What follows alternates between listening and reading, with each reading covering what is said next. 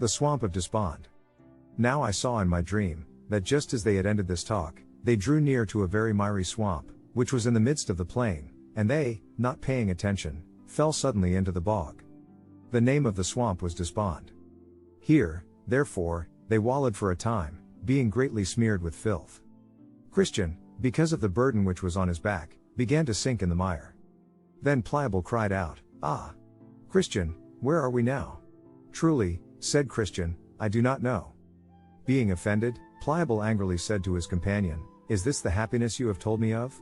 If we have such trouble at our first setting out, what may we expect before our journey's end? If I can get out of here with my life, you can have your noble country without me." And with that, Pliable, after a desperate struggle, got out of the mire on that side of the swamp which was nearest to his own house.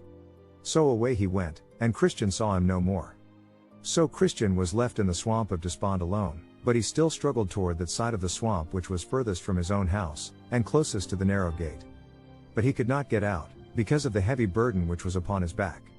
I then beheld in my dream, that a man came to him, whose name was Help, and asked him what he was doing there.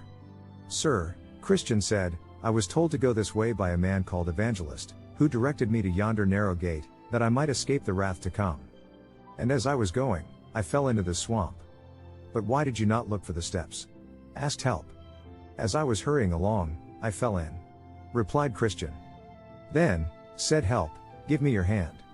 So Christian reached out his hand, and Help drew him out of the mire, set him upon solid ground, and bid him to continue on his way.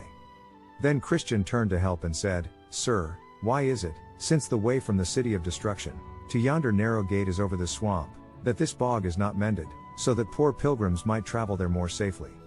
Help then explained to Christian, "This miry swamp is a place which cannot be mended. It is the pit where the scum and filth which attend conviction for sin, continually runs, and therefore it is called the swamp of Despond.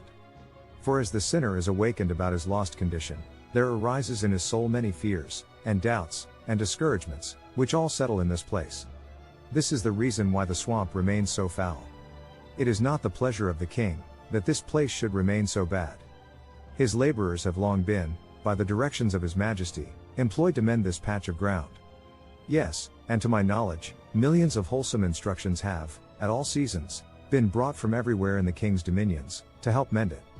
These are the best materials to make this place into solid ground, if it could have been mended. But it remains the swamp of Despond still, and so will it ever remain, even when they have done all that can be done. True, there are, by the direction of the lawgiver, certain good and sturdy steps, placed through the very midst of this swamp. But at such times, this place spews out so much of its filth, that these steps are hardly seen. Or if they are seen, men may become dizzy, miss the steps, and fall into the mire. Now I saw in my dream, that, by this time, Pliable had reached home, and his neighbors came to visit him. Some of them called him a wise man for coming back, and some called him a fool for attempting such a hazardous journey.